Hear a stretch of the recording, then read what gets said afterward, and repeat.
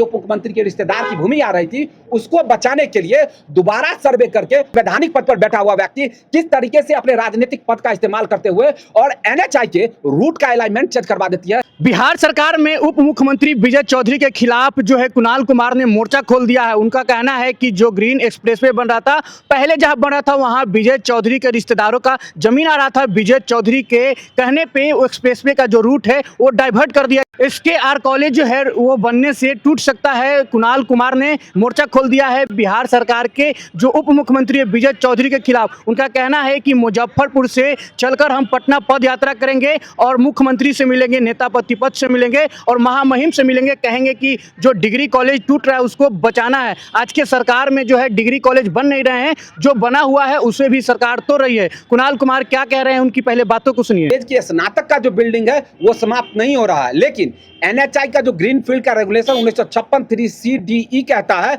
वो कहता है कि जहां ग्रीन फील्ड का निर्माण होगा उसके 70 मीटर के दायरे में, यानी 210 फीट के दायरे में कोई भी व्यावसायिक कार्य नहीं होगा। इसका मतलब है कि अगर ग्राउंड से निकल रहा है तो आज न कल वो मुख्य बिल्डिंग भी समाप्त होगा और इंटरमीडिएट का मुख्य बिल्डिंग भी समाप्त हो रहा है। तो सीधे तौर पर कह रहा हूं, पूरे सरेआम सरायरंजन में इस बात की चर्चा हो रही है जो कथित तौर पर इसमें माननीय उप मुख्यमंत्री विजय कुमार चौधरी के संबंधी की जमीन जा रही थी, जिसको बचाने के लिए उन्होंने अलाइनमेंट को चेंज कराया है। ये मैं नहीं, पूरा सरायरंजन, पूरा समस्तीपुर दबे जवान नहीं खुले आम चर्चा कर रहा है। इस बात के लिए मैं मांग करता हूं कि आप SIT रिटायर्ड हाई कोर्ट के जज के नेतृत्व में आप SIT का गठन कीजिए और दूध का दूध और पानी का पानी कीजिए कि क्या सही में माननीय उप मुख्यमंत्री विजय कुमार चौधरी के रिश्तेदार की जमीन इससे प्रभावित हो रही थी या नहीं। इस बात की भी जांच होनी चाहिए स्पष्ट तौर पर कि कोई संवैधानिक पद पर बैठा हुआ व्यक्ति किस तरीके से अपने राजनीतिक पद का इस्तेमाल करते हुए और एनएचआई के रूट का अलाइनमेंट चेंज करवा देती है,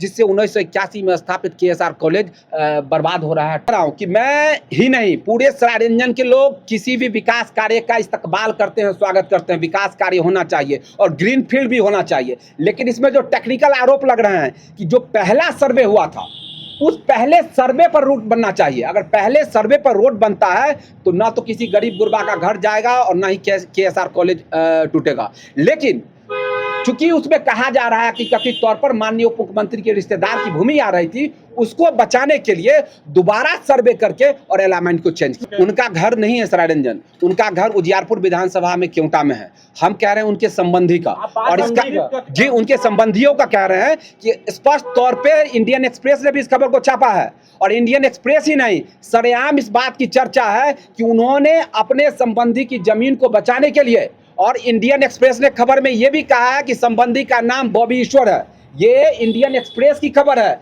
और सरेआम सरायरंजन में चर्चा है। कभी आप लोग जाइए और देखिए कि पहले सर्वे में सही में उस रूट में उस व्यक्ति का जमीन आ रहा है या नहीं आ रहा है। कदम यह है कि 16 अगस्त को बिहार के इतिहास में पहली बार किसी जिला मुख्यालय से पैदल यात्रा करके राजधानी पटना पहुंचा जा रहा है।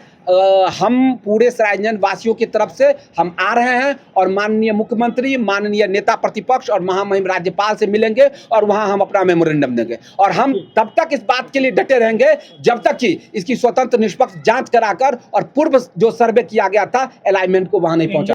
आपने सुना कि कुणाल कुमार ने किस तरह से विजय चौधरी पर आरोप लगा रहे हैं। कुणाल कुमार के बातों से कितने सहमत है, असहमत है, अपनी प्रतिक्रिया नीचे कमेंट